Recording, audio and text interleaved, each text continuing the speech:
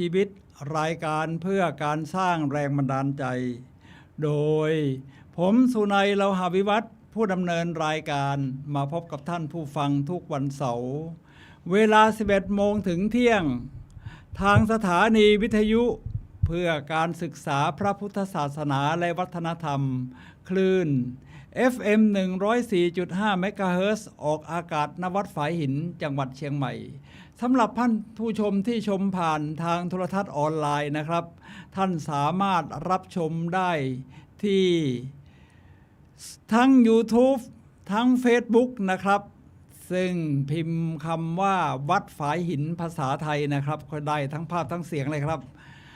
รายการของเราเป็นรายการสดในช่วง15 นาทีสุดท้ายก่อนหมดรายการท่านผู้ฟังสามารถโทรศัพท์เข้ามาซักถามได้ครับที่หมายเลข085-708-8122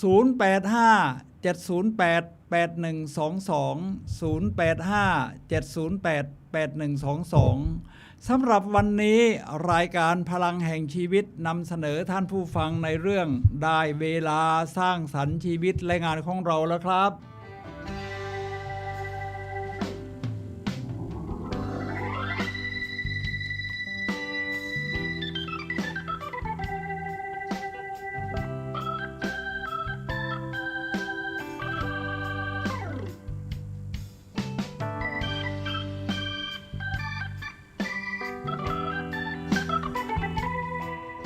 ท่านผู้ฟังครับตอนนี้ที่ว่าได้เวลาสร้างสรรค์ชีวิตและงานของเราเนี่ยว่าเพราะว่าเป็นไปตามสถานการณ์นี่นะครับท่านผู้ฟังครับเพราะทุกคนก็อยู่ในสถานการณ์นี้หมดซึ่งก็คือเมื่อโควิดค่อยๆอยู่ในขาลงเพราะวันนี้ตรงกับวันที่25เดือนกันยายนแล้วนะครับท่านผู้ฟังครับก็เรียกว่าสถานการณ์โควิดก็อยู่ในค่อยๆดีขึ้นการฉีดวัคซีนก็เยอะขึ้นแล้วก็การเปิดประเทศต่างๆของโลกนี้ก็มากขึ้นการทำมาค้าขาย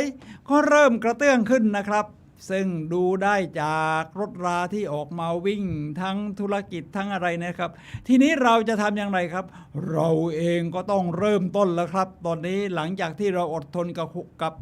โควิดมาปีครึ่งหรือ2ปีนี่นะครับตอนนี้ก็เป็นช่วงเวลาที่เหมาะสมที่เราจะเริ่มสร้างสรรค์ทีนี้การสร้างสรรค์ก็คือตรงกับภาษาอังกฤษที่ว่า creative คือจินตนาการแล้วก็สร้างสรรค์และสร้างสิ่งที่ว่าถ้าจะเดินตามจินตนาการนั้นมันจะไปได้อย่างไรเราก็จินตนาการเหมือนกันครับท่านผู้ฟังครับเราจินตนาการว่าตอนนี้มันเริ่มจะเข้าปลายปีแล้วใช่ไหมครับเพราะปลายเดือนกันยายนแล้วเราก็จะต้อง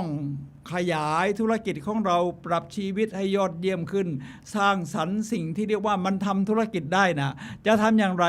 วันนี้ผมค้นคว้ามาครับท่านผู้ฟังครับก็ปึกใหญ่เลยนะครับเนี่ยปึกใหญ่เลยค้นคว้ามาสำหรับที่จะโชว์กับท่านผู้ฟังทั้งหลายจากกูรูทั้งหลายนักคิดสร้างสรรค์ทั้งหลายหนังสือแม้กระทั่งภาพยนตร์จากชีวิตจริงหรือเรื่องดีๆจากกูรูทั้งหลายนะครับเดี๋ยวเรามาดูกันเป็นลำดับไปครับท่านผู้ฟังครับ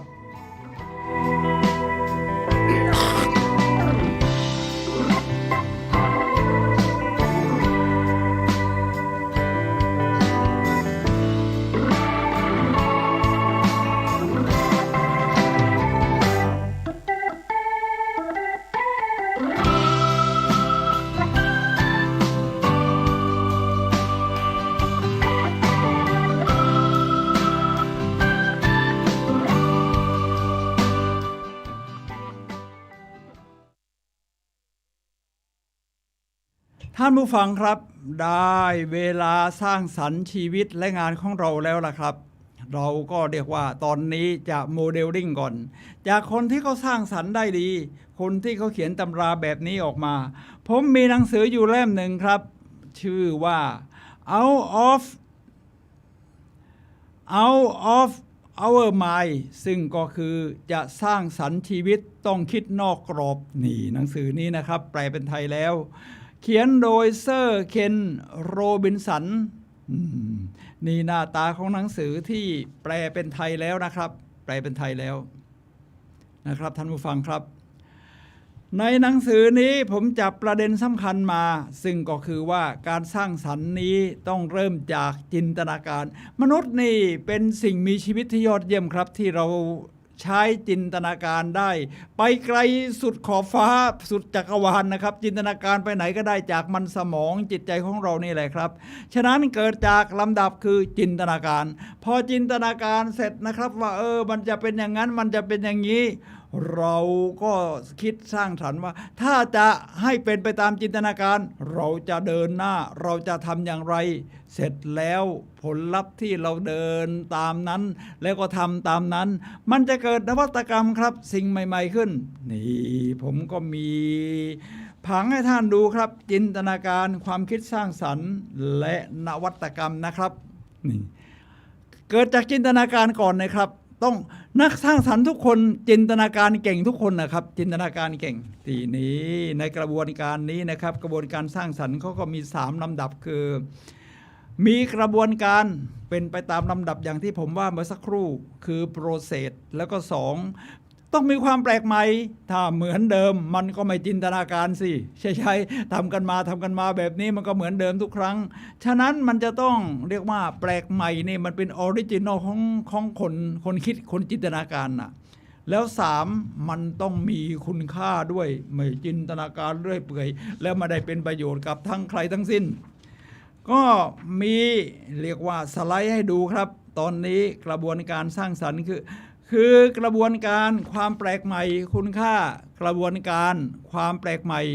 คุณค่านะครับท่านผู้ฟังครับนี่นะครับกระบวนการท่านผู้ฟังครับทีนี้ผมจะนำมาจากหนังสือ Ingenious ซึ่งก็มีแปลเป็นไทยนะครับ Ingenious คือวิชาความคิดที่คุ้มค่าหน่วยกิตที่สุดในโลกว่างั้นเถอะนี่หนังสือนี่เขียนโดยอาจารย์มหาวิทยาลัยสแตนฟอร์ดนะครับอาจารย์มหาวิทยาลัยสแตนฟอร์ดนะครับก็ลองดูนะครับเดี๋ยวผมให้ดูใกล้ๆถ้ามาดูด้านนี้ทำไมมันเป็นขาวๆอ๋อมันไม่ปรากฏหน้าจอต้องด้านนี้นะครับนี่อันบนครับผมก็ชอบอ่านมากครับหนังสือนี้เนี่ยนะครับรวมทั้งหนังสือ Four Lenses of Innovation นี่เป็นเล่มยาวๆมีภาพสีมากครับนี่ก็มีแปลเป็นไทยครับ Four Lenses of Innovation คือหมายความว่ามี4เลนส์ที่จะเข้าไปจับประเด็นของการทำให้เกิดนวัตกรรมในนี้เขาลำดับไว้อย่างไรครับเขาลำดับไว้อย่างนี้ครับว่าวิธีการนี่นะครับจินตนาการคือเราต้องยืมและผสมผสานจึงชนะแบ่งออกเป็น3วิธีบางทีเราก็ต้องต่อยอดคนอื่นนะครับไม่ใช่อยู่ดีๆคิดอะไรออกใหม่ที่ไม่เหมือนใครมันเป็นการต่อยอดเพราะว่าอย่างออกไปนอกอวกาศมันก็ต่อยอดจากเครื่องบินไอพ่นก็ต่อยอดจากเครื่องบินใบพัดเครื่องร่อนท่านผู้ฟังครับ3วิธีสู่ความคิดสร้างสรรค์นะครับครีเอทีฟคือ1ร้อมรวมกับยุคสมัยที่ต่างกันยุคที่ผ่านมายุคตั้งแต่ยุคกลางยุคโรมันยุคสมัยยุคกลางหรือยุคมืดแล้วก็ยุคเรเนซองส์ของอิตาลีแล้วก็ยุคสมัยใหม่ในปัจจุบันยุคปฏิวัติอุตสาหกรรมยุคตอนนี้ก็เป็นยุคของการสื่อสารทางอินเทอร์เน็ตข้อที่3คือการหลอมรวมกับธุรกิจที่แตกต่างเอาธุรกิจแต่ละอย่างนี่มาหลอมรวมมันครับอย่างการสร้างสรรค์วาดภาพไม่ใช่ว่าจะใช้สีน้ำมันหรือว่าสีน้ำตลอดไปเขาบอกว่าถ้าจะซื้ออุปกรณ์สร้างสรรค์นี่นะครับท่านผู้ฟังครับในการวาดภาพให้ไปหาซื้อจากร้านที่ไม่ใช่ร้านเครื่องเขียนแล้วเช่นเข้าไปซื้อในร้านขายเครื่องก่อสร้างก็ได้ข้อที่3การหลอมรวมกับคนรอบข้างก็เรียกว่าเรียนแบบแล้วเอามาปรับปรุงเป็นสไตล์ของเราเองนี่คือหนังสือวิชาความคิดคุ้มค่าหน่วยกิตที่สุดในโลกนะครับท่านผู้ฟังครับทีนี้ผมก็มีภาพยนตร์ที่จะโชว์นะครับนี่เป็นช่วงนี้ก็เป็นการไตเติ้ลก่อนเดี๋ยวจะเข้าสู่รายละเอียดภ ภาพยนตร์เรื่องนี้ชื่อว่า PS I Love You แปลว่าปลฉันรักคุณภาพยนตร์เรื่องนี้ผมชอบดูครับนี่อันท้ายๆเป็นหนังนี้ดีมากครับเป็นความคิดสร้างสรรค์ตอนที่ว่าใกล้จบเนี่ยนะครับพระเอกพูดกับนางเอกซึ่งนางเอกมีจินตนาการที่อยากจะทำโน่นทำนี่แต่ว่าไม่มีโอกาสไม่ประสบความสำเร็จไม่เดินหน้าพระเอกก็เขาเห็นแววเขาก็พูดกับนางเอกอย่างนี้ว่าทำให้มันแปลกใหม่นี่คือแล้วโลกจะจดจำคุณผลงานของคุณจะคงอยู่คนจะเฝ้าดูมันฟังเรื่องราวของมันอ่านเรื่องราวของมันรู้สึกถึงการมีอยู่และคุณจะรู้จักตัวเองดีขึ้นคุณจะรู้จักตัวเองดีขึ้นกว่าใครในโลกนี้ต้องสร้างสรรค์จินตนาการผมก็กำลังทำอยู่นะตอนนี้ผมเป็นยูทูบเบอร์ตัดต่อ YouTube นี่ต้องสร้างสรรค์จินตนาการทั้งภาพทั้งเสียงทั้งภาพเคลื่อนไหวภาพนิ่งนี่นะครับทีนี้เดี๋ยวเราจะมาถึงหนังสืออีกเล่มหนึ่งครับสักครู่ครับ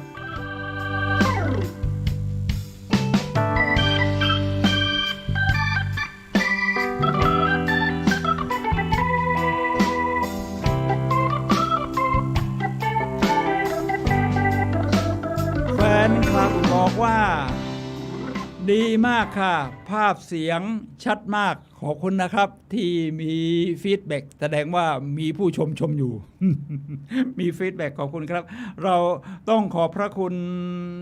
ผู้อำนวยการสถานีวิทยุครับพระครูสมุนะครับ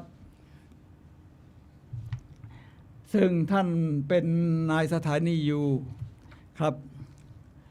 ท่านผู้ฟังครับเรามาดูรายการสำหรับหนังสือต่อไป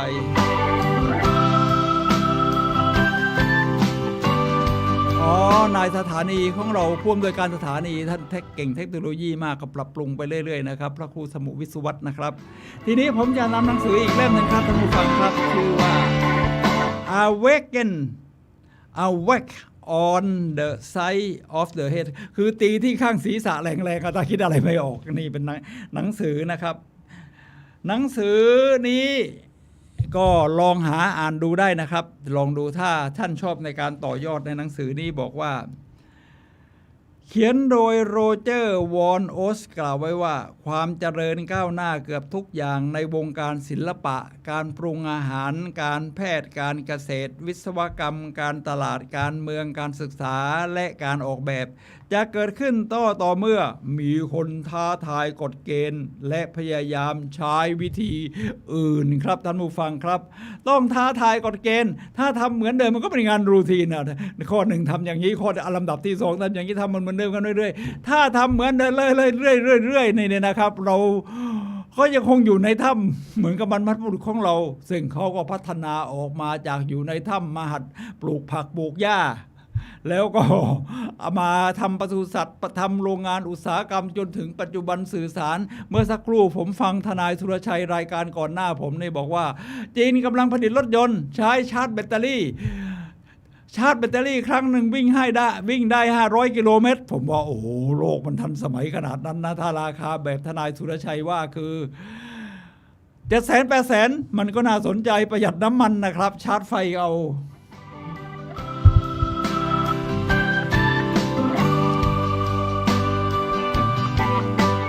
ทีนี้ผมมีตัวอย่างนะครับท่านผู้ฟังครับตัวอย่างนี้นี่เกิดจากชีวิตจริงครับ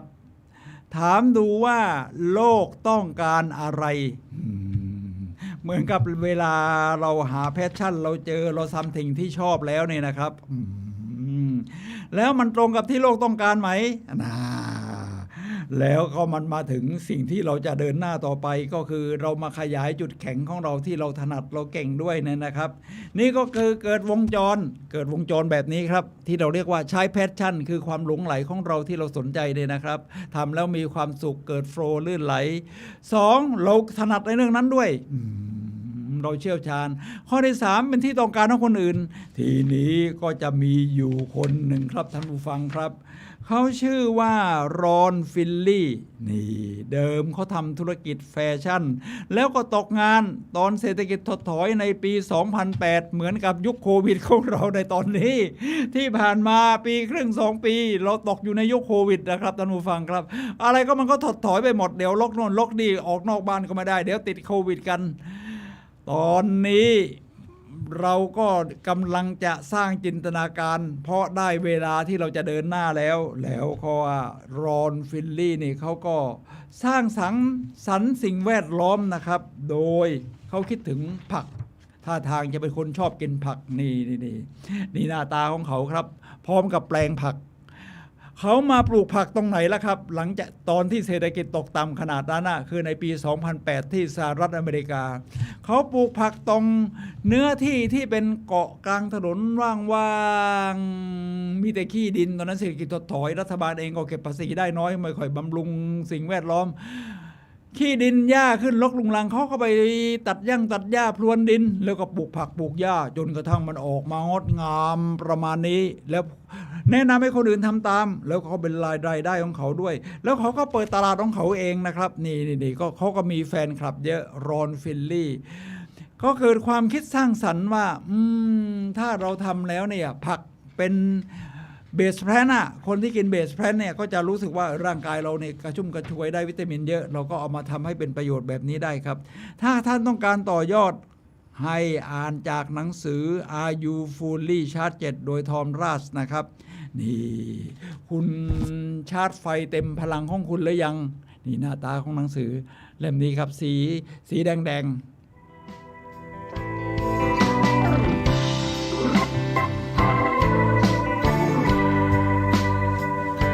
ผมก็ค้นคว้าจากหนังสือหลายเล่มครับท่านผู้ฟังครับค้นคว้าจากหนังสือหลายเล่มว่านักเขียนที่เขียนเรื่องการสร้างสรรค์นวัตกรรมนี่เขาคิดอย่างไรลำดับความคิดเขาอย่างไรผมก็ใช้หลักการของ NLP ซึ่งก็คือ Neuro Linguistic Programming ภาษาที่เราใช้โปรแกรมจิตประสาทนี่นะครับเราเรียกว่า Modeling คือถอดแบบจากคนที่เขาเก่งๆแล้วเราก็มาต่อยอดลักษณะของความคิดสร้างสรรค์ก็คือการต่อยอดคือทำให้แปลกแหวกแนวไปกว่าเดิมมีหนังสืออยู่เล่มหนึ่งคือชื่อว่าต้นแบบนักคิดนวัตกรรมซึ่งแปลมาจากหนังสือ Icon Iconoclast นะครับต้นแบบนักคิดนวัตกรรมเขียนโดยกีกอรีเบิร์นส์นะครับนี่หน้าตาของหนังสือคราวนี้เล่มนี้ครับนี่หน้าตาของหนังสือเพื่อท่านชอบในการที่จะต่อยอดในหนังสือเล่มนี้นะครับท่านผู้ฟังครับเขียนไว้ชัดเจนเอาไปปฏิบัติได้ด้วยในนี้บอกว่าคุณสมบัติของนักคิดนอกกรอบแน่นอนคุณต้องคิดนอกกรอบนะเพราะว่าถ้าคุณยังอยู่ในกรอบนี่คุณจะไม่เห็นเลยว่าสภาพของตัวเองเป็นอย่างไรคุณต้องออกมานอกกรอบแล้วก็มองกลับไปที่กรอบนั้นตอนเราอยู่ในกรอบมันเป็นแบบนี้ถ้าออกมานอกกรอบแล้วมันคิดอีกอย่างเดี๋ยวเขาจะมีลำดับว่าการเปลี่ยนตำแหน่งในจุดที่เรายืนกันแล้วก็มองย้อนกลับไปในตำแหน่งในภาพเดิมในใดๆมันจะได้ความรู้สึกที่และมิติที่ต่างกันครับคุณสมบัติของนักคิดนอกกรอบที่ประสบความสำเร็จก็มีอยู่3อย่างนะครับท่านผู้ฟังครับ 1. การรับรู้จากสิ่งแวดล้อมข้างๆรวมทั้งแม้กระทั่งไกลๆถ้าเราสื่อสารจากทางโซเชียลมีเดียหรือมือถือการรับรู้หรือ perception ข้อที่ 2การตอบสนองทางอารมณ์เนี่ยนะครับเป็นเรื่องธรรมดาครับมนุษย์นี่มีการตอบสนองทางอารมณ์ถ้าคุณคิดจะสร้างนวัตกรรมที่เรียกว่าสร้างสรรค์แล้วก็ขายได้ด้วยคุณต้องร้าวอารมณ์นะครับเพราะเวลาผู้หญิงเขาไปซื้อของนี่เวลาเขาเดินช้อปปิ้งนะครับตอนนี้ก็เริ่มช้อปปิ้งได้ละเปิดโน่นเปิดนี่ดูนั่นดูนี่เสื้อผ้ากระเป๋าร้านสมัยใหม่ที่โอ้โหดูกันนี่บางร้านนี่ เข้าไปในดูกันเพลินตาเลยก็ยกตัวอย่างไม่ได้ค่าโฆษณาหรอกร้าน DIY ของประเทศจีนที่เปิดในเมืองไทยหลายสาขาในเชียงใหม่ยังมีหลายสาขาเลยเข้าไปผมได้ยินคนที่เข้ามาเดินชมเป็นสุภาพสตรีเขาก็บอกว่าถ้าจะดูของให้ทั่วร้านนี้ต้องใช้เวลาอย่างน้อย2 ชั่วโมงผมว่ามันจริงเพราะมีไอเทมสินค้ามากมายที่มันดูแล้วเราไม่เคยใช้แต่เอาไปใช้นี่มันยอดเยี่ยมมากครับผมก็ซื้อมาหลายอย่างที่มันเป็นนวัตกรรมนะครับท่านผู้ฟังครับพอเราเดินเข้าไปนี่บางอย่างมันออกมารู้เลยว่ามันมีเหตุผลใช้ประโยชน์ได้จริงแต่บางอย่างมันเร้าอารมณ์มันเร้าเห็นปั๊บซื้อปุ๊บเสร็จแล้วพอกลับบ้านเราเอามาซื้อเอามาทำอะไรเราค่อยหาเหตุผลทีหลังคือมันเร้าอารมณ์ตอนเห็นแต่ว่าพอเรารู้ว่าจะใช้อะไรแล้วมาคิดที่บ้านตามลำดับเนี่ยนะครับหาเหตุผลแล้วเนี่ยมันเวลาใช้มันก็เร้าอารมณ์อย่างภรรยาผมนี่ซื้อมาจาก DIYห้องน้ำช่วงนี้หน้าฝนชื้นแฉะลื่น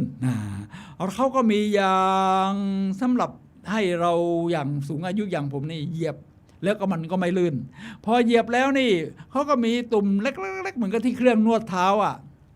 โอ้โหมันนวดเท้าได้ดีเท้านี่เป็นที่จุดรวมของประสาททั้งหลายนะฝ่าเท้าเราเนี่ยพอเหยียบเสร็จปั๊บมันได้ความรู้สึกคึกคักหลังอาบน้ำสดชื่นนี่แหละครับท่านผู้ฟังครับมันร้าวอารมณ์ข้อที่3ความฉลาดทางสังคมมันก็ต้องมีนะครับนักสร้างนวัตกรรมก็คือ Social Intelligence นี่ตอนนี้เรามาถึงความฉลาดทางสังคมซึ่งประกอบด้วย2 อย่างที่ทุกคนอยากจะมีก็คือชื่อเสียงความคุ้นเคยตัวอย่างบุคคลคิดนอกกรอบที่ประสบความสำเร็จและไม่ประสบความสำเร็จทำไมคิดนอกกรอบจริงแต่ประสบความสำเร็จนี่เขาเรียกว่าอันนี้เรามองมาที่เงินนิดนึงนะคือคิดนอกกรอบแล้วนี่มันไม่เหมือนอดีตที่เขาทำกันมาหรอกแม้จะเป็นอาชีพเดียวกันฉันทำนอกกรอบคนหนึ่งรวยมากตอนตายเหลือเงินเยอะอีกคนหนึ่งทำภาพวาดยอดเยี่ยมมากโอ้โหตอนตายไม่มีเงินสักบาทมันต่างกันยังไงผมกำลังพูดถึงจิตรกรดัง2 คนในโลกนี้ครับคนแรกนี่ชื่อว่าปาโบปิกัสโซคนที่2ชื่อว่าวินเซนต์แวนโกะปาโบปิกัสโซนี่เป็นชาวสเปนนะครับท่านผู้ฟังครับแต่ว่าถ้าในยุคปีศตวรรษที่18ถ้าคุณอยากจะโด่งดังในการเป็นศิลปินโชว์โลกของเขาคุณต้องมาที่ปารีสประเทศฝรั่งเศสเขาก็ย้ายมาอยู่ปารีสฝรั่งเศส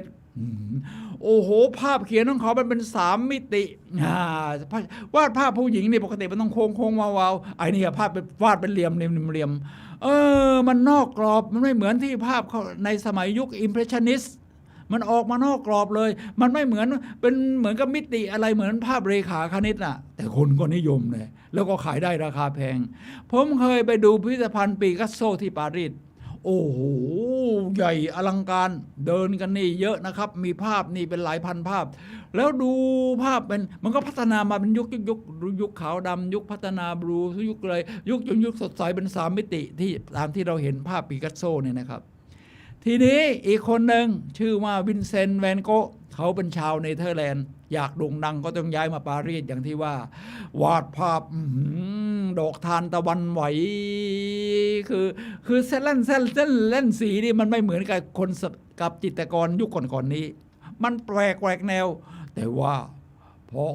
พอเขาตายเนี่ยภาพขายได้เป็นจำนวนหลายล้านคือภาพวาดของคนทั้ง2 คนนี้ขายได้กว่า100 ล้าน US ดอลลาร์นะครับท่านผู้ฟังครับแล้วแวนโกะจบชีวิตโดยไม่มีเงินติดตัวแม้แต่เพนนีเดียวส่วนปิกัสโซมีอสังหาริมทรัพย์มูลค่า750 ล้าน US ดอลลาร์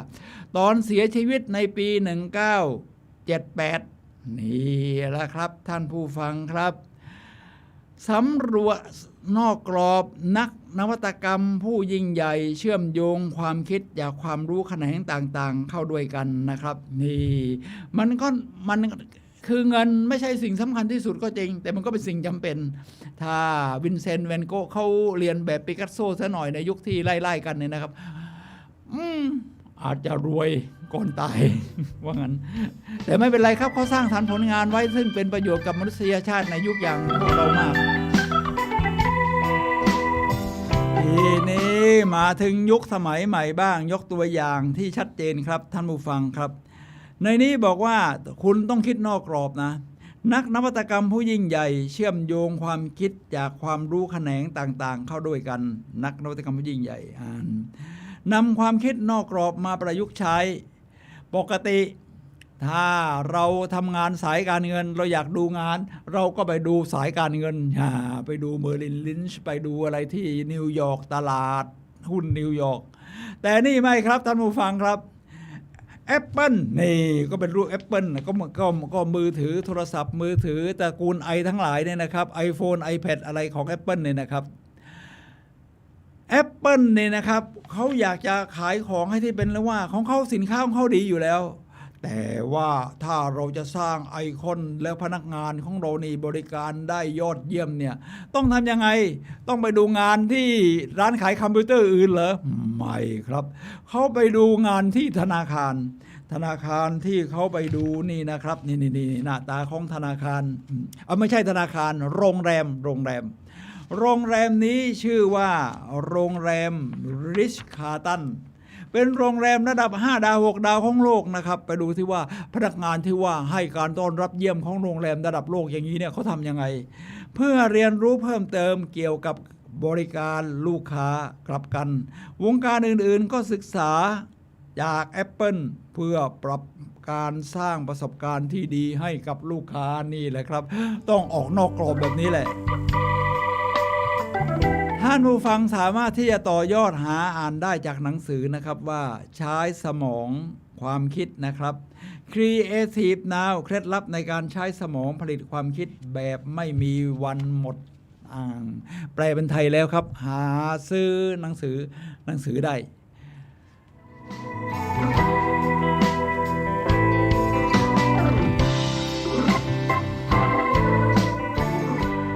ตอนนี้โลกเปลี่ยนไปด้วยความคิดสร้างสรรค์ทลายกำแพงความคิดเก่าๆที่มีอยู่คุณต้องจินตนาการนะครับถ้าผมบอกว่าจะบินไปแตะขอบฟ้า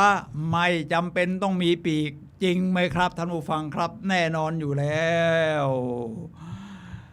มีคนคุยกัน2 คนหนึ่งก็บอกว่าใครเป็นคนคิดเครื่องบินอีกคนบอกว่า2 พี่น้องตระกูลไรอีกคนเดิมก็ถามว่าทำไมเขาจึงต้องคิดค้นเครื่องบินพวกเขาต้องการบินแต่คนเราไม่มีปีกเหมือนนกนี่จะทำยังไงดังนั้นจึงต้องอาศัยพลังในการโบยบินแล้วเราจะมีพลังนั้นได้อย่างไรนี่ความคิดสร้างสรรค์มันจะเกิดต่อตรงนี้แหละครับ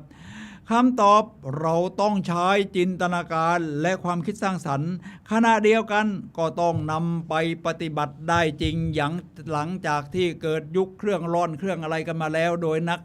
วิทยาศาสตร์ชาวเยอรมันอะไรเนี่ยนะครับ2 พี่น้องตระกูลไรอยากจะบินไปแตะขอบฟ้านะแต่ว่าไม่มีปีกตัวเองไม่มีปีกบินแบบนกไม่ได้ทำยังไงครับเขาก็จินตนาการว่า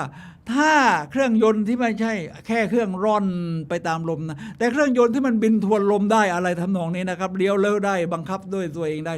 มันเป็นยังไงมันยังไม่เคยมีมาในโลกไม่เคยเห็นมันก็ต้องจินตนาการต้องเป็นปีก2 ชั้น3 ชั้นแล้วก็ต้องมีที่หางเสือหักแล้วเครื่องยนต์มันจะต้องเป็นอย่างไรเขาก็ประดิษฐ์ขึ้นมาเมื่อจินตนาการได้แล้วนี่ประดิษฐ์ขึ้นมาเขาเป็นช่างจักรยานในสมัยนั้นนะครับก็เอาพวกเครื่องอุปกรณ์จักรยานเนี่ยมาแล้วก็ทำติดเครื่องยนต์พอติดปั๊บ2-3 ครั้งแรกมันก็ไม่มันขึ้นปั๊บตกขึ้นปั๊บตกแต่ตอนหลังท้ายมันชำนาญขึ้นก็บินได้ก็ทำให้เรามีเครื่องบินได้บินกันนี่แหละครับท่านผู้ฟังครับและต้องเป็นคนชอบเรียนรู้ตลอดเวลาแบบ2 พี่น้องตระกูลไรนี่คือเรื่องเล่าเรื่องที่1ผมมีเรื่องเล่าเรื่องที่2ครับท่านผู้ฟังครับนิทานเรื่องห่านฟ้าในนี้ชาวนาคนหนึ่งเก็บไข่ห่านได้ใบหนึ่งทีนี้ก็อยากจะฟักดูสิไม่รู้จะทำยังไงหาแม่ห่านไม่เจอก็ไปฝากไก่ที่ตัวเองเลี้ยงไว้นะในเล้าในปล่อยบ้างเลี้ยงในเล้าบ้าง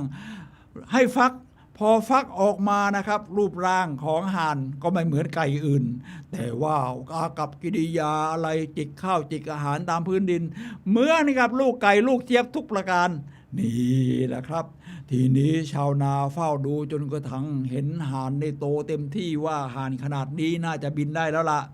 เขาก็เอาลูกห่านเนี่ยมาใส่ฝ่ามือเพื่อฝึกบินแต่ปรากฏว่าบินไม่ได้ เพราะมันไม่มีจินตนาการสัตว์มันไม่มีจินตนาการจะบินมันก็ทำตามกันมาโดยสัญชาตญาณแต่ว่าไม่มีต้นแบบไม่มีโมเดลลิ่งท่านผู้ฟังครับทำให้ชาวนาบินได้ไม่เท่าไรก็ตกลงมาทำให้ชาวนาถอนใจหมดหวังกับเจ้าห่านน้อยตัวนี้ช่างน่าเสียดายครับท่านผู้ฟังครับที่ห่านน้อยตัวนี้มีปีกแต่กลับบินขึ้นสู่ท้องฟ้าไม่ได้คนเราหากไม่ยอมเดินออกมาจากกรอบเดิมๆจะไม่สามารถเปลี่ยนแปลงโชคชะตาของตัวเองครับท่านผู้ฟังครับมีปีกใช่ว่าจะบินได้ไม่มีปีกใช่ว่าจะบินไม่ได้ท่านผู้ฟังครับผมจะยกตัวอย่างศาสตราจารย์คนหนึ่งศาสตราจารย์ตัวคนนี้นะครับสุภาพสตรีชื่อว่าเอเลน แลงเจอร์ซึ่งสอนอยู่ที่มหาวิทยาลัยฮาร์วาร์ดมหาวิทยาลัยระดับต้นๆของสหรัฐอเมริกานี่หน้าตาของเธอกำลังวาดรูปเอาเป็นศาสตราจารย์ทำไมอยากไปเรียนวาดภาพล่ะคนเรามันก็ต้องคิดนอกกรอบสิใช่ไหมทำสิ่งที่ไม่คุ้นเคยเธอรักการวาดรูปเป็นชีวิตจิตใจไปเรียนวาดรูปกับอาจารย์ก็ให้กระดาษมาจำนวนหนึ่งให้ไปวาดแต่ว่าเธอไม่กล้าวาดบนกระดาษ ไปวาดบนแผ่นไม้แทนพอไปเอาแผ่นไม้ที่วาดแล้วไปส่งอาจารย์บอกโอ้ยอดมากเยี่ยมทีนี้พอเธอกลับมาวาดตามแพทเทิร์นก็คือตามรูปแบบที่เขาสอนกันมาในกระดาษกลับไม่ได้รับคำชมเพราะอาจารย์บอกว่ามันไม่มีจินตนาการเอาเสียเลยนี่แหละครับจินตนาการของมนุษย์ครับถ้าเราต้องการท่านผู้ฟังชอบในการที่จะต่อยอดแบบนี้นะครับจากหนังสือฮาร์วาร์ดนะครับนี่หนังสือฮาร์วาร์ดหนังสือฮาร์วาร์ดมีเล่ม1เล่ม2เขียนโดยผมเข้าใจว่าเป็นนักเรียนจีนที่ไปเรียนที่ฮาร์วาร์ดนะเขียนเล่ม1เล่ม2จินตนาการยอดเยี่ยมมากครับ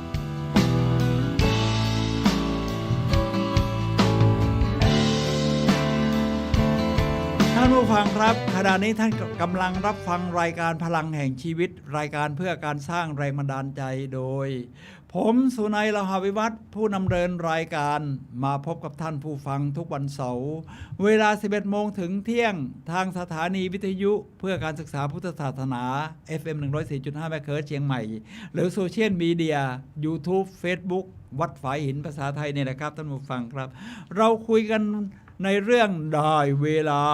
สร้างสรรค์ชีวิตและจินตนาการของเราแล้วล่ะครับเพราะโควิดมันก็เรียกว่าสถานการณ์ก็ดีขึ้นเดินหน้ากันได้แล้วผมมีภาพยนตร์ที่สร้างจากชีวิตจริงชื่อว่าจอยเพราะนางเอกชื่อจอยนะครับภาพยนตร์เรื่องนี้บางท่านอาจจะคุ้นเคยบางท่านอาจจะไม่คุ้นเคยนะครับนี่นางเอกนี่เป็นนางเอกดังนะนางเอกนี้แสดงโดยเจนนิเฟอร์ ลอเรนซ์นะครับซึ่งได้รับรางวัลออสการ์จากซิลเวอร์ไลนิ่งเพลย์แบ็กนะครับในนี้นะครับแสดงคู่กับแบรดลีย์ คูเปอร์นักแสดงหนุ่มซึ่งแสดงกันมาด้วยกันแล้ว4 รอบนี่นะครับท่านผู้ฟังครับนี่คือชีวิตจริงภาพยนตร์เรื่องนี้สะท้อนชีวิตจริงของจอยแมงกาโนหลายท่านอาจจะไม่คุ้นเคยแต่ถ้าผมบอกว่าไม้ถูพื้นมหัศจรรย์ของสหรัฐที่ไม่ต้องใช้มือไปบิดผ้าเวลาแม่บ้านหรือเราถูพื้นนี่นะครับท่านผู้ฟังครับเขาแค่หมุนที่ด้ามมันปั๊บน้ำก็แห้งประมาณนี้หรือเปลี่ยนน้ำได้ท่านผู้ฟังครับเธอจดลิขสิทธิ์ไว้แล้วพยายามไปขายโน่นขายนี่นวัตกรรมที่ตัวเองคิดขึ้นนะเพราะเธอเป็นแม่บ้านถูพื้นละโอยมันต้องมาเช็ดมือบ่อยๆเอามือจุ่มน้ำเปียกมือเปื่อยอีกต่างหากพอคิดได้ปรากฏว่าไป ไปขายที่โน่นที่นี่โอ้โหขายได้แต่ว่าการเจรจาธุรกิจเนี่ยมันซับซ้อนมากมันก็อาจจะถูกหลอกถูกอะไรบ้างเธอก็สู้ชีวิตมาเรื่อยๆครับจนกระทั่งตอนหลังเนี่ยเธอกลายเป็นผู้หญิงแกร่งที่ประสบความสำเร็จนี่นะครับท่านผู้ฟังครับบางทีกำลังใจนี่เป็นเรื่องสำคัญการที่มีคนมองเห็นจินตนาการของเรานวัตกรรมของเราเนี่ยทำให้เราเดินหน้าไปได้เธอก็มีผู้ที่มองเห็นเธอแบบนี้ครับก็คือยายของเธอซึ่งเรื่องหนังเรื่องนี้เนี่ยผ่านการเล่าของยายนะครับเดิมเธอเกือบไม่รักตัวเองเลยยอมทำตามคนอื่นทุกอย่าง C ไม่ใหญ่กว่า E คอสไม่ใหญ่กว่าเอฟเฟกต์นะครับเรื่องตลกของการซ่อนคือซ่อนตัวเราเองด้วยเป็นคำจุดประกายที่ทำให้เธอเปลี่ยนชีวิตนะครับก็เริ่มมั่นใจในตัวเองขึ้นมียายคอยพูดว่าเธอต้องยิ่งใหญ่และประสบความสำเร็จความฝันสมัยเด็กของเธอคือเป็นนักประดิษฐ์จากกระดาษแล้วก็จินตนาการนั้นเธอก็นำมาทำให้มันเป็นจริงจากจอยแมงกาโนสครับหาดูในหนังในภาพยนตร์ Netflix ในอะไรก็ได้ครับ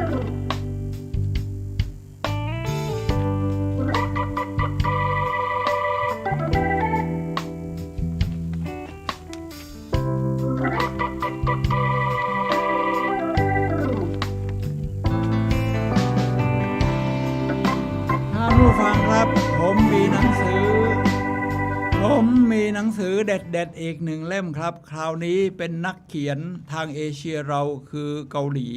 ซึ่งคนเขียนนี้เป็น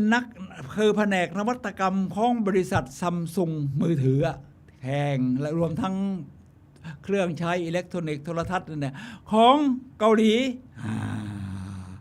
ในหนังสือนี้นะครับชื่อว่าขายเนื้อให้เหมือนหลุยส์วิสตองโอ้แค่ชื่อเรื่องนี้ก็เป็นนวัตกรรมแล้วนะครับท่านผู้ฟังครับทำไมถึงเป็นอย่างนั้นนะครับคุณขายเนื้อแล้วก็จะมันเหมือนหลุยส์วิสตองซึ่งเป็นกระเป๋าราคาแพงสวยหรูเนี่ยนะครับระดับหรูได้ยังไงมีร้านขายเนื้อแบบนี้ครับที่ออสเตรเลียคือคุณเข้าไปนี่คุณเหมือนกับได้ชมเข้าไปเดินดูแฟชั่นหรือกระเป๋าราคาแพงๆเลยในร้านนี้ตั้งไว้อย่างดีนะครับมีที่ออสเตรเลียและหลายประเทศทั่วโลกทีนี้ในหนังสือนี้นะครับเขาก็ยกตัวอย่างนวัตกรรมยอดเยี่ยมหลายอย่างเลยครับผมก็นำมายกตัวอย่างจากโฆษณาถ้าโฆษณาของเกาหลีเนี่ยตอนนั้นเขาทำงานอยู่ที่ซัมซุงเกาหลีก็ผลิตโทรทัศน์รุ่นหนึ่งนะครับที่ชื่อว่าบอด็อกนี่นะครับชื่อแบบฝรั่งเศสนี่โทรทัศน์วอด็อกทีนี้มันดังยังไงครับท่านผู้ฟังครับมันดังเพราะเอานวัตกรรมสองอย่างมารวมกันก็คือปกติเวลาเราดูภาพในโทรทัศน์มันก็มีถ่ายภาพวิวภาพอาหารภาพเครื่องดื่มภาพอะไรเนี่ยนะครับแต่นี่ไม่ครับเวลาทำโฆษณาเนี่ยนะครับโฆษณาโทรทัศน์รุ่นนี้เขาก็ทำเป็นเหมือนกับเทไวน์เพราะบอร์ด็อกนี่เป็นเมืองท่าของฝรั่งเศสที่ส่งออกไวน์มากที่สุดเลยนะครับเทไวน์ลงไปในจอนี่มีภาพให้ดูเลยครับเทไวน์ลงไปในจอเนี่ยนะครับท่านผู้ฟังครับลองคิดดูเลยครับเป็นนวัตกรรมที่เอาของสองอย่างที่ไม่เหมือนกันคือผลิตภัณฑ์อาหารหรือเครื่องดื่มมาผสมผสานกับเทคโนโลยีโทรทัศน์นะครับออกแบบสวยภาพโฆษณาการเล่นไวน์ลงในจอเป็นแบรนด์ตัวอย่างของการหลอมรวมเทคโนโลยีเข้ากับอารมณ์ความรู้สึกของมนุษย์เดี๋ยวเราจะเรียนรู้กันในเรื่องของการผสมผสานเพื่อให้เกิดจินตนาการ3รูปแบบนะครับท่านผู้ฟังครับซึ่งเราเองก็ทำได้ ท่านผู้ฟังครับขณะนี้ท่านกำลังรับฟังรายการพลังแห่งชีวิตรายการเพื่อการสร้างแรงบันดาลใจโดยผมสุนัย โลหะวิวัฒน์เนี่ยนะครับท่านผู้ฟังครับเราคุยกันในเรื่องได้เวลาแล้วที่จะสร้างสรรค์ชีวิตและงานของเราในนี้ท่านผู้ฟังสามารถโทรศัพท์เข้ามาซักถามได้ที่หมายเลข 0857088122 0857088122 เราเหลือเวลา 15 นาทีก่อนหมดรายการครับ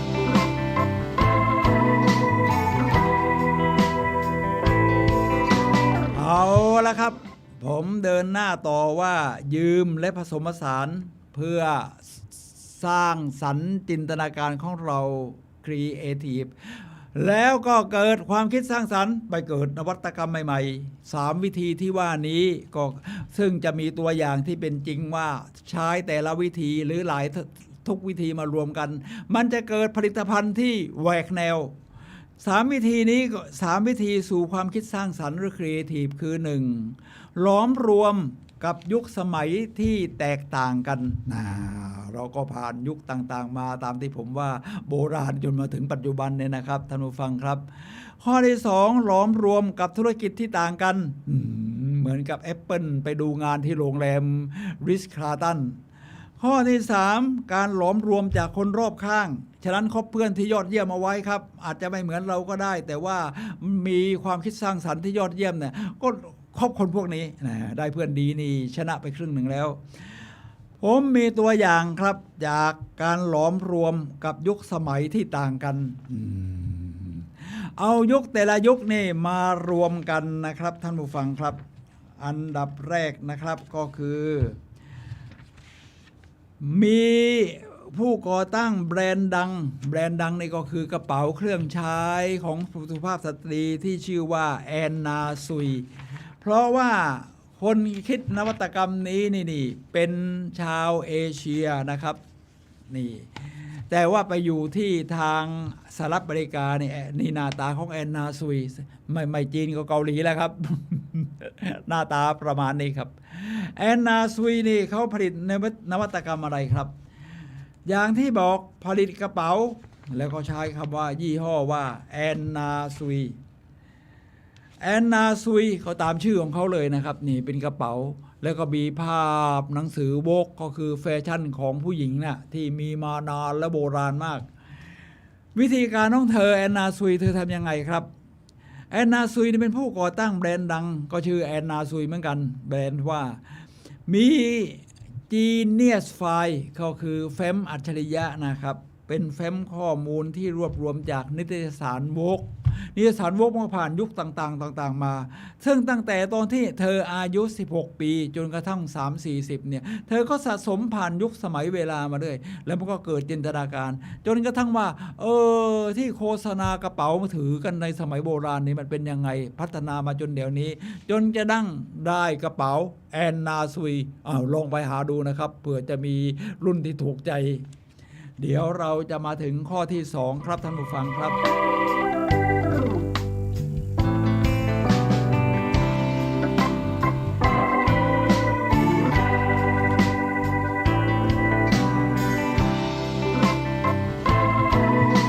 ข้อที่2ครับท่านผู้ฟังครับวิธีการนี้ก็คือการหลอมรวมกับธุรกิจที่ต่างกันอยากเป็นจิตรกรอย่าไปหาซื้ออุปกรณ์ให้ครบเครื่องจากร้านขายเครื่องเขียนให้ไปที่ร้านขายวัสดุก่อสร้างฉะนั้นเราจะเห็นนวัตกรรมใหม่ๆของงานศิลปะนี่ออกมาแปลกในนี้บอกว่าการหลอมรวมกับธุรกิจที่ต่างกันธุรกิจที่ต่างกันนี่ผมมีตัวอย่างครับก็คือกระเป๋านี่กระเป๋าเดินทางตอนนี้ในยุคโควิดกำลังเริ่มซาแล้วเตรียมกระเป๋าไว้ครับหาไว้ผมเป็นนักเดินทางอยู่แล้ว67ประเทศทั่วโลกเลยมาเป็นยูทูบเบอร์ได้แล้วก็สร้างเรื่องเที่ยวนั่นแหละผมก็มีกระเป๋าเดินทางยี่ห้อต่างๆตั้งแต่สมัยที่กระเป๋านี่มันหนักมากครับ 3-4-5 กิโลนั่นจนกระทั่งเดี๋ยวนี้มันมีเครื่องบินราคาประหยัดคุณเอาหนักอย่างนั้นไม่ได้เพราะเขาให้แค่15 กิโลกรัมที่จะขึ้นเครื่องคุณก็เขาก็ผลิตกระเป๋าที่มันเรียกว่าเบาขึ้นเยอะใช่ไหมเดี๋ยวนี้ ผมก็มีไว้หลายลูกก็สะสมไว้ลูกนึงนี่ใช้ได้นานนะเราไปเที่ยวปีหนึ่งครั้ง2 ครั้งเดินทางต่างประเทศเนี่ยก็ใช้แล้วลูกหลานเขาเดินทางใกล้ๆนี่เขาก็ขอยืมได้มันแข็งแรงทนทาน ทีนี้กระเป๋านี้เนี่ยหน้าตาดูดีครับอาจจะหาซื้อไว้ เดี๋ยวจะบอกว่ายี่ห้ออะไรไม่ได้ค่าโฆษณาหรอกครับท่านผู้ฟังครับนี่คือกระเป๋าเดินทางยี่ห้อยูโน่นี่อันบนนะครับยูโน่ครับท่านผู้ฟังครับยูโน่ยูโน่ยูโน่ยูโน่นี่เป็นกระเป๋าเดินทางผลิตภัณฑ์หลักของบริษัทรอนคาโตออกแบบโดยแลมเบอร์โตชื่อแบบอิตาลีแลมโบโตแองเจลินีทีนี้เขาเดิมเขามีอาชีพอะไรครับก่อนที่จะมาเป็นนักออกแบบกระเป๋าเดินทางนะครับเขาเป็นดีไซเนอร์ BMW แล้วก็เฟอร์รารี่ ชื่อเป็นอิตาลีก็บอกอยู่แล้วครับอิตาลีนี่เป็นนักออกแบบรถยนต์ที่ยอดเยี่ยมที่สุดในโลกทีนี้เอาจ้าง บริษัทรอนคาโต้นี่ก็ชื่อเป็นอิตาลีเหมือนกันจ้างนักออกแบบรถยนต์มาออกแบบกระเป๋าได้ยังไงมันเรียกว่าผสมผสานธุรกิจที่ต่างกันก็เอารถยนต์นี่แหละมาใส่ในกระเป๋าเขาก็เลยทำให้มันแข็งแรงแบบรถยนต์ BMW แล้วก็เฉียวหรูเหมือนกับเครื่องรถยนต์เฟอร์รารี่นี่หน้าตาของกระเป๋ารุ่นต่างๆของยี่ห้อยูโน่นะครับท่านผู้ฟังครับทีนี้ยกตัวอย่างมันเป็นนวัตกรรมตรงไหนอะโอ้โหเวลาเราเปิดกระเป๋าเนี่ยนะครับกระเป๋าเดินทางที่มันทันสมัยมากๆมันมีวิธีเปิดหลายแบบเป็นซิปก็มีแต่แข็งแรงมากโอกาสขาดนี่ยากแล้วก็ใช้เป็นเดือยเปิดตุ้งแต่ว่าของยูโน่นี่ไม่ครับไหนๆก็จ้างนักออกแบบมาจากบริษัทรถที่ออกแบบรถยนต์แล้วก็ใช้วิธีเปิดกระเป๋าแบบเราเปิดประตูรถอ่ะเอามือจับดึงปุ๊บฝากระโปรง ไม่ใช่ฝากระโปรงหรือฝาประตูฝาของกระเป๋าเดินทางเปิดออกได้ด้ามจับเปิดนี่เหมือนกับเปิดประตูรถของรถยนต์นี่คือยี่ห้อยูโน่ครับท่านผู้ฟังครับนี่ข้อที่2คือหลอมรวมธุรกิจที่ต่างกันข้อที่3การหลอมรวมกับคนรอบข้างแต่เราก็ต้องคบเพื่อนดีๆนะไม่ใช่เพื่อนชวนกันไปเล่นการพนันเมาเฮฮา ไม่ต้องไปหลอมรวมกับคนพวกนั้นเอาคนที่มีจินตนาการเก่งยิ่งรวยกว่าเรายิ่งดียิ่งออกแบบอะไรได้มากมายกว่าเราก็ยิ่งดีครับผมยกตัวอย่างนักออกแบบสุภาพสตรีที่ยอดเยี่ยมชาวฝรั่งเศสคราวนี้ถ้าฝรั่งเศสก็ต้องชุดเสื้อผ้ากระเป๋าเครื่องใช้ของสุภาพสตรีก็ต้องชาแนลรวมทั้งน้ำหอมด้วยชาแนลครับท่านผู้ฟังครับสุภาพสตรีใครๆก็รู้จักผมเป็นผู้ชายนี่ผมเป็นวิทยากรประเภทสร้างแรงบันดาลใจสอนให้กับองค์กรต่างๆนี่นะครับก็ต้องรู้จักชาแนลด้วยน้ำหอมชาแนลน้ำหอมนัมเบอร์5นะมันหอมฉุยนะครับท่านผู้ฟังครับนี่หน้าตาของชาแนลนะครับนี่ชาแนลเธอชื่อโคโค่ชาแนลโคโค่ชาแนลเนี่ยเขาเป็นลูกกำพร้านะครับเป็นสุภาพสตรีลูกกำพร้าพ่อแม่ก็ไปฝากไว้กับลูกกับคือแม่คือพ่อไม่แน่ใจว่าหย่าหรือเสียชีวิตนะก็แม่เขาไปฝากไว้กับสำนักนางชีทีนี้ที่สำนักนางชีนี่นะครับท่านผู้ฟังครับเวลาแต่งกายนี่เราเห็นนี่ว่าสำนักนางชีในยุโรปอ่ะก็มีดำกับขาวมีอยู่2 สีเธอก็เคยชินกับสี2 สีนี้เท่านั้นคือผ้าดำกับผ้าขาวทีนี้พอเธอออกจากสำนักนางชีแล้วก็มาเป็นลูกมือในการตัดเย็บเสื้อผ้าต่างๆพัฒนาขึ้นมาแล้วหัดออกแบบตัวเองแล้วก็มียี่ห้อของตัวเองปรากฏว่าเธอใช้สีขาวกับสีดำเพราะพัฒนามาจากสิ่งแวดล้อมที่เธออยู่ตั้งแต่สมัยที่เป็นเด็กที่สำนักนางชีผ้าขาวกับผ้าดำถึงอย่างนี้ดูตัวอย่างในผ้าขาวผ้าดำเนี่ยแต่ว่ามันก็เป็นสินค้าที่ขายดีมากกับขาวกับดำขาวกับดำขาวกับดำเอามาจากคนรอบข้างความเรียบง่ายของสำนักนางชีนะครับ สีขาวสีดำที่โคโค่ชาแนลนำมาใช้เนี่ยนะครับทีนี้เมื่อเธอโด่งดังขึ้นเธอก็ได้สามีที่เป็นชนชั้นสูงชื่อว่าออเทอร์คาเพลออเทอร์คาเพลนี่เป็นนักขี่ม้าโปโลพาเธอขี่ม้าโปโลอะไรไปเนี่ยนะครับเธอก็เอาสิ่งที่นักโปโลเขาขี่แต่งตัวมีรองเท้าบูทมาเกือบถึงเข่าเสื้อผ้าสีสันเนี่ยเอามาดัดแปลงให้เข้ากับแฟชั่นของเธอก็ได้มาอีกแบบแล้วครับทีนี้เราเห็นว่า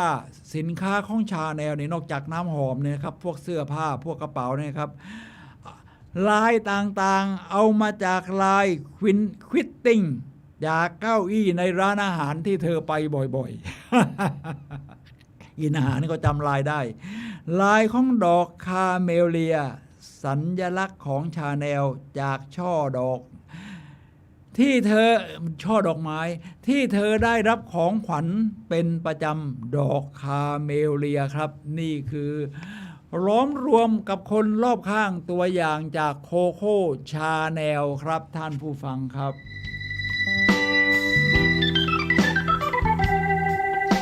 ทีนี้ก็จะมี150วิธีทำกิจกรรมสร้างสรรค์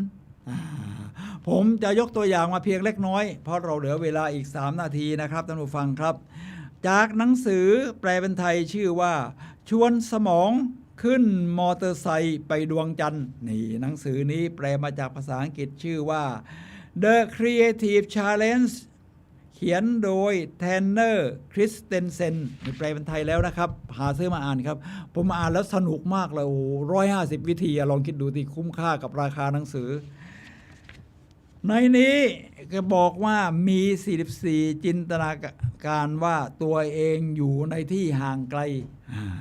เหมือนกับที่บอกไว้เมื่อสักครู่ว่าเวลาจะคิดนอกกรอบคุณก็ต้องออกมานอกกรอบแล้วมองกลับไปที่กรอบแล้วก็มันจะเห็นชัดขึ้นถ้าคุณอยู่ในกรอบอันนั้นก็น้ำไม่ได้ก็น้ำอย่าถ้าปลาจะเห็นน้ำนี่ต้องออกมาน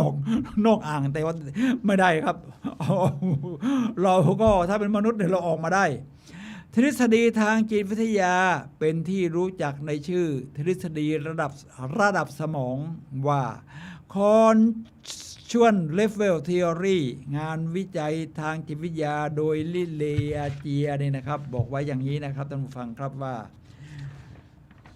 เขาเป็นศาสตราจารย์จากมหาวิทยาลัยอินเดียนาในสหรัฐอเมริกา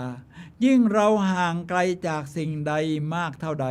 เรายิ่งนึกถึงสิ่งนั้นในแง่นามธรรมคือไม่ใช่รูปธรรมที่เห็นจับต้องได้เป็นมิตินามธรรมนี่คือมันสร้างสรรค์มันเป็นจินตนาการกว่าซึ่งเป็นวิธีที่ยอดเยี่ยมในการกระตุ้นกระบวนการความคิดเช่นความสุขยอดเยี่ยมสุดยอดมันเป็นนามธรรมนะครับท่านผู้ฟังครับสุดยอดมันเป็นยังไงถ้าเรามองกลับไปอย่างนั้นมันจะทำให้เกิดกระบวนการคิดเป็นจินตนาการอยู่มองภาพไกลเหมือนเวลาเรายืนในระดับโต๊ะต่างสิ่งของต่างๆนะครับสมมุติว่าถ้าผมอยู่ในห้องส่งนี้นะครับแล้วก็ผมมองไปที่กล้องถ่ายที่อยู่อีกกล้องมีหลายกล้องนะครับนี่กล้อง YouTube นี่กล้อง Facebook ผมมองไปทางกล้อง Facebook ซึ่งอยู่ไกลออกไปตรงนี้ผมก็จะเห็นมุมหนึ่งตอนจุดที่ดีเจนั่งอยู่แต่ว่าถ้าผมอยากเห็นอีกมุมผมต้องมายืนบนโต๊ะนี่ครับยืนบนโต๊ะแล้วมองไปผมก็จะเห็นกล้องไปอีกมุมหนึ่งอีกมันเป็นอีกมิติหนึ่งนะฉะนั้นต้องเปลี่ยนมุมเปลี่ยนระดับจากระยะใกล้ระยะห่างทีนี้ก่อนจากกันผมมีกิจกรรมการฝึกอบรมเพื่อเพิ่มความกระปี้กระเป๋าในการสร้างจินตนาการและฝึกสมองของเรานะครับท่านผู้ฟังครับเรียกว่า Stop Walking Training Energizer คือเพิ่มพลังนะครับฉะนั้นเวลาเราฝึกอบรมเนี่ยก่อนเข้าฝึกอบรมเราก็กระตุ้นให้ผู้เข้าอบรมคึกคักเราก็มีการให้เขาเดินทุกคนจับมือเป็นวงกลมแล้วก็เดินซ้ายถ้าวิทยากรบอกว่าเดินซ้ายก็เดินไปทางซ้ายแล้วก็วิทยากรบอกว่าเดินขวาก็เดินไปทางขวาทีนี้วิทยากรบอกว่าฝึกสมองเพื่อสร้างจินตนาการคุณต้องจินตนาการนะถ้าวิทยากรบอกว่าเดินซ้ายพวกคุณทั้งหมดในวงกลมจับมือกันเนี่ยต้องไปทางขวานะที่พอเริ่มครั้งแรกบอกว่ากำลังยืนอยู่เดินซ้ายทุกคนก็จะไปซ้ายหมดจินตนาการยังไม่เกิดต้องทำหลายๆครั้งมันถึงก็ขยับมาทางขวาทีนี้จับมือกันเสร็จ ยืนห่างๆเพราะว่าเข้าทุกคนก็เข้ามาชิดกันห่างก็กางแขนยืดวงให้มันใหญ่ขึ้นแต่ถ้าวิทยากรบอกว่าให้ทำกลับกันคราวนี้สิสนุกถ้าบอกเข้าให้ออกถ้าบอกออกให้เข้ามันเป็นการจินตนาการสมองครับทำไมใหม่ก็ยังคลุกคลักอยู่ท่านผู้ฟังครับนี่แหละครับคือได้เวลาสร้างสรรค์ชีวิตและงานของเราแล้วครับท่านผู้ฟังครับผมสุนัย ลาหวิวัฒน์และรายการพลังแห่งชีวิตขอลาท่านผู้ฟังไปก่อนพบกันใหม่วันเสาร์หน้าเวลา 11 โมงถึงเที่ยงทางคลื่น FM 104.5 เมกะเฮิรตซ์หรือโซเชียลมีเดียวัดไฟอินเนี่ยนะครับ